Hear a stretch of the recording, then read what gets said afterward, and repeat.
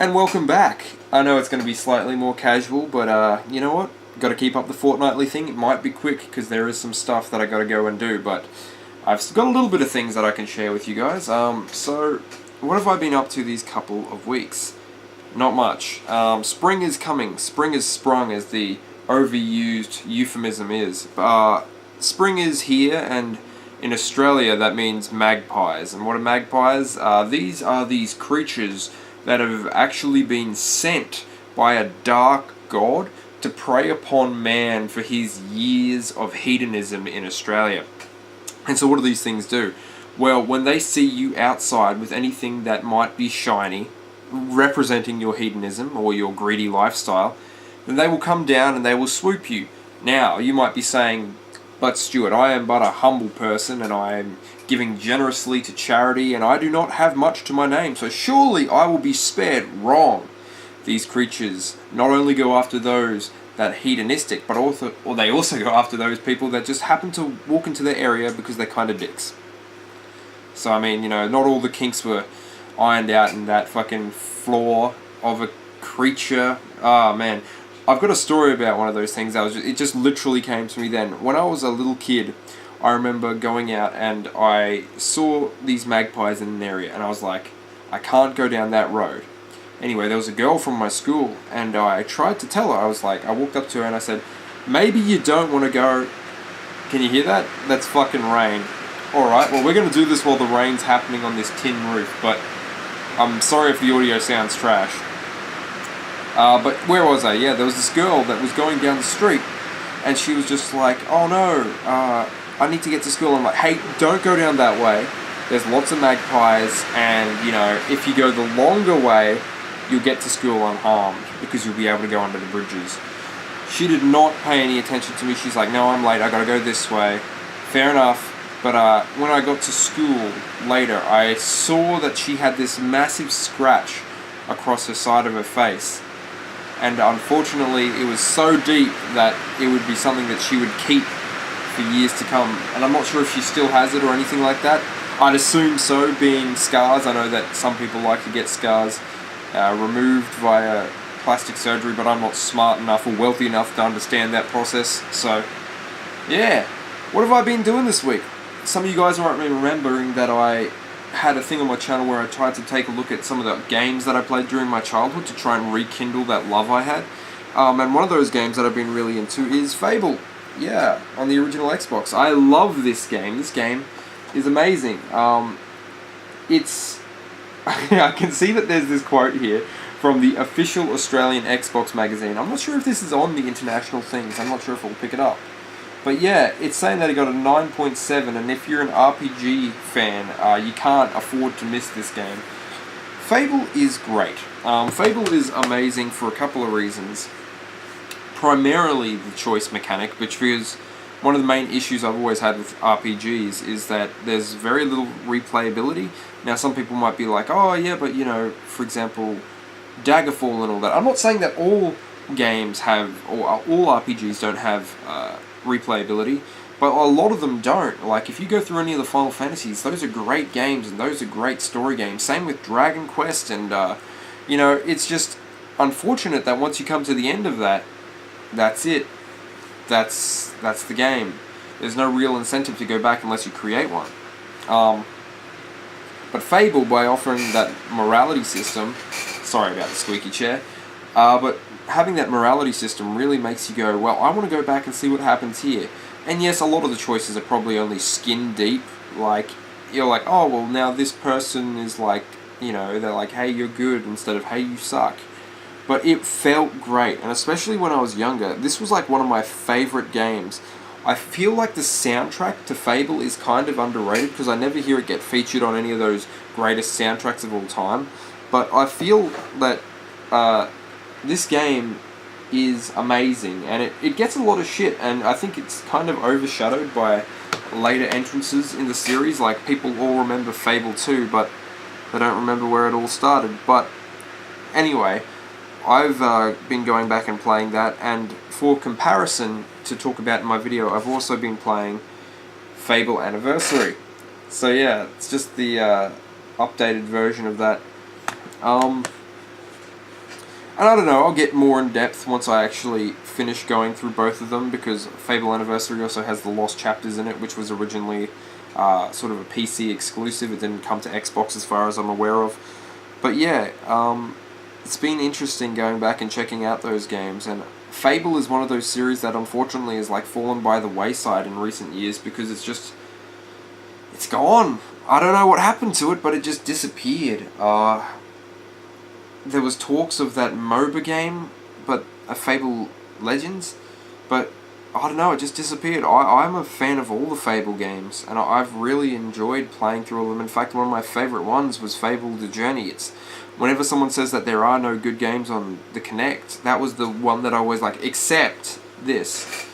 But, you know, that's how the cookie crumbles, I guess. That's what happens when you make a lot of promises that you lie about.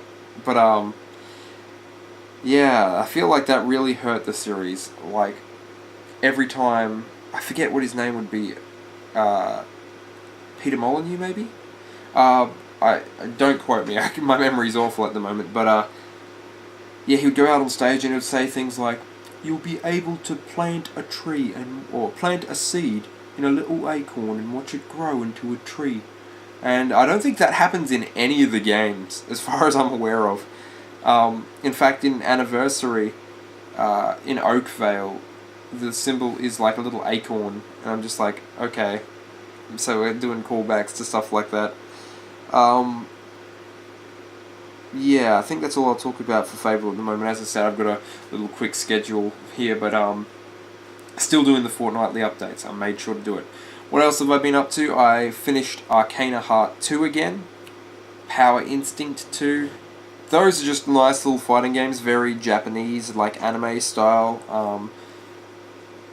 Power Instinct, less anime than Arcana Heart 2, but also less fun than Arcana Heart 2. Power Instinct 2 is... it does get better later on in the series, but I was just looking for something to play the other day, like in terms of fighting games, just to kill a couple of minutes in between doing something, which I'll talk about in another video.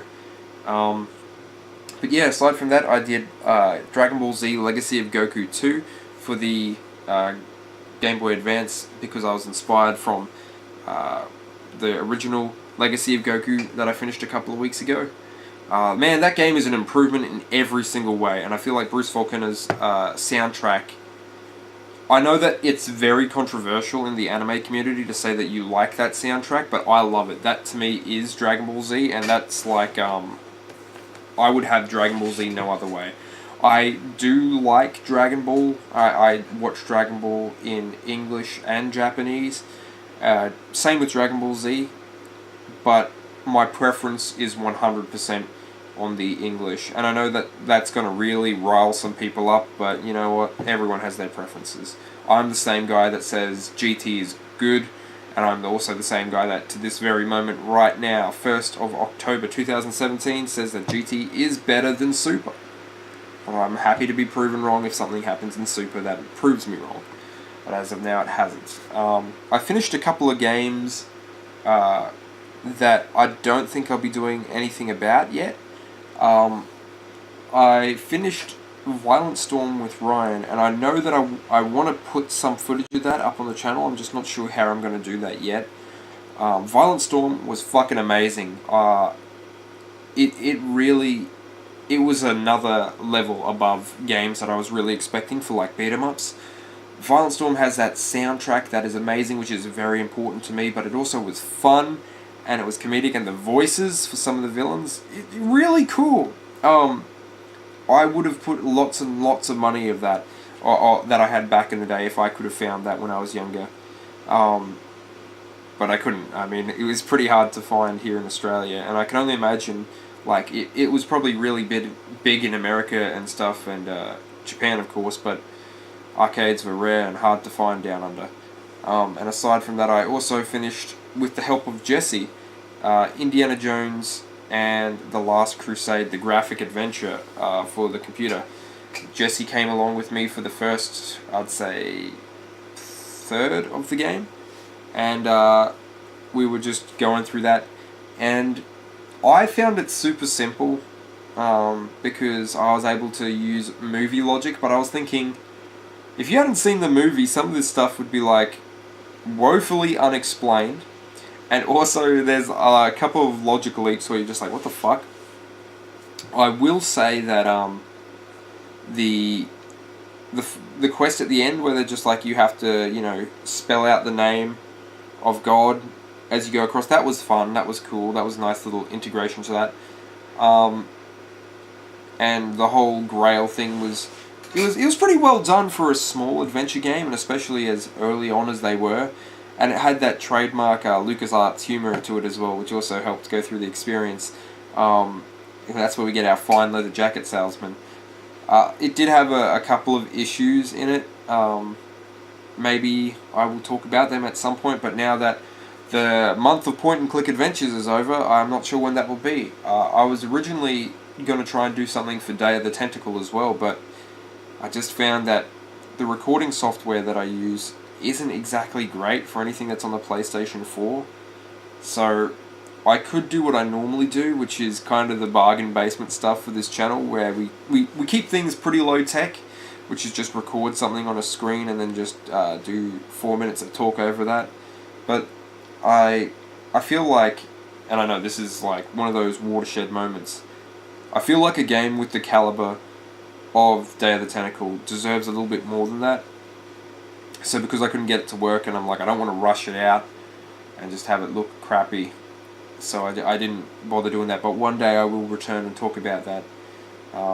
But this month is, as always, October becomes Wrestle October. Wrestle October is a stupid name, which I can't remember its origins. It might come from the AWA Wrestle Rock Rumble, where Jesse was saying something like, that's the worst name for any wrestling event ever, and then I just tried to think of something comparable. And so Wrestle October came about, where we just start doing a lot of wrestling reviews, a lot of talking. All those reviews that I've sort of backlogged on the channel will be coming out around this time. And for all you Americans out there, and North Americans in general, because I believe the Canadians and even some parts of Mexico, good old Mexico, celebrate Halloween. We do not here in Australia, but I know that's a big deal to you guys, so I'll try and find something spooky to put up. I'm not even sure if it's going to be great, but I don't know. I'll try and do at least one thing for that. It's just, yeah, since it doesn't get celebrated down under, it's not that big of a deal. But yeah, that's pretty much everything I've been up to. And as I said, I'm going to be keeping it brief at the moment because I've got to go and get some stuff done. But yeah, thank you guys for sticking with me for another fortnightly update. I'll eventually talk to you about something. I'm tapping something right there that I would love to talk about, but I just haven't finished gathering my thoughts on that. And once I do, I'll talk about it. But keep in mind that it's great. I'm just trying to figure some way to segue it in, so we'll find out something. But anyway, guys, so that shows that I am doing stuff. I've got more stuff planned for the channel. And yeah, that was all the games I did. Didn't watch too many movies, didn't watch much anime. I watched a couple of episodes of some things, but nothing worth talking about. Like maybe Ryan on the podcast will talk about Expelled from Paradise, but aside from that, yeah, got nothing really. So thank you guys for tuning in. I'm going to get going. Hopefully the next fortnightly update I won't be rushed, so I can sit down and talk to you guys a little bit more, and I will never change this creaking chair, so that sucks. We're just going to have to deal with that. And there's thunder coming. Catch you guys later.